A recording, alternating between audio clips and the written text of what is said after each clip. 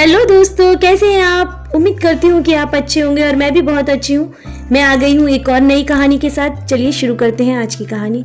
आज की कहानी का नाम है जादुई किताब। एक बार की बात है, एक छोटे से गांव में एक पुरानी लाइब्रेरी थी। लाइब्रेरी के कोने में एक धूल भरी मोटी सी किताब पड़ी थी। उस किताब को किसी ने बरसों से नहीं छुआ था, क्योंकि लोगों का मानना था कि वह श्रापित है। एक दिन आर्यन नाम का लड़का, जो किताब का शौकीन था, उस लाइब्रेरी में आया। किताबों को खोजते खोजते उसकी नजर उस पुरानी किताब पर पड़ी। किताब के कवर पर सुनहरे अक्षरों में लिखा था, जो भी मुझे पढ़ेगा उसकी दुनिया में समा जाएगा। आर्यन ने इसे मजाक समझकर किताब उठा ली और वहीं बैठकर पढ़ने लगा। जैसे ही उसने पहला पन्ना पलटा, एक अजीब सी हवा चलने लगी। अचानक आर्यन ने महसूस किया कि उसकी चारों ओर की दुनिया धुंधली हो रही है। पन्नों पर लिखी बातें असल में उसकी आंखों के सामने घटने लगी। उसने खुद को एक अजीब अद्भुत जंगल में खड़ा पाया, जहां हर पेड़, हर पौधा, हर जीवित चीज बोल रही थी। यह वही जंगल था जिसका वर्णन उसने किताब में पढ़ा था। आर्यन ने घबराकर किताब बंद करने की कोशिश की, पर अब वो किताब कहीं नहीं थी। वो दुनिया में फंस चुका था। अब उसे इस जादुई दुनिया से बाहर निकलने का रास्ता ढूंढना था, लेकिन इस दुनिया की हर चीज उसकी परीक्षा लेने के लिए तैयार थी। जंगल की गहराई में छुपी उस किताब का राज क्या था? क्या आर्यन कभी वापस लौट पाएगा? जानने के लिए आगे बढ़ते हैं। आर्यन उस जादुई जंगल में आगे बढ़ता गया, जहां उसे कई भयानक और डरावने जीवों का सामना करना पड़ा।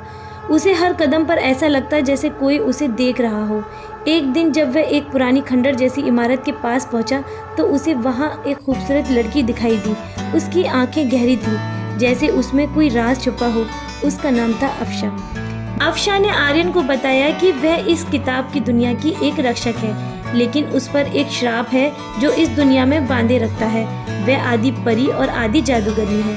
उसने आर्यन को चेतावनी दी कि इस भूतिया दुनिया में हर चीज खतरे से भरी है, लेकिन वह आर्यन की मदद करेगी। जैसे जैसे वह दोनों समय बिताने लगे, आर्यन को महसूस हुआ कि वह अफशा से प्रेम करने लगा। अफशा भी उसकी सुरक्षा के लिए अपनी जादुई शक्तियों का उपयोग करती रही, हर मुश्किल में उसका साथ देती। एक दिन अफशा ने आर्यन को बताया कि इस भूतिया दुनिया से बाहर निकलने का एक ही तरीका है, उस चुड़ैल रानी को हराना जिसने उसे और इस दुनिया को श्रापित किया है। इस भूतिया दुनिया में उनके सामने सबसे बड़ी चुनौती थी एक प्राचीन श्राप, जिसने अफशा को हमेशा के लिए इस दुनिया में कैद कर रखा था। उस श्राप को तोड़ने का एकमात्र तरीका था उस जादुई दर्पण को ढूंढना, जिसमें चुड़ैल रानी ने उसकी आत्मा बंद की थी। आर्यन और अफशा ने मिलकर इस दर्पण को खोजने का निर्णय लिया। कई डरावने जीवों और भयानक पहेलियों का सामना करते हुए आखिरकार दोनों ने दर्पण को पा लिया। लेकिन तभी चुड़ैल रानी प्रकट हुई और उसने उन्हें रोकने की कोशिश की। आर्यन और अफशा ने मिलकर चुड़ैल रानी से अंतिम लड़ाई लड़ी।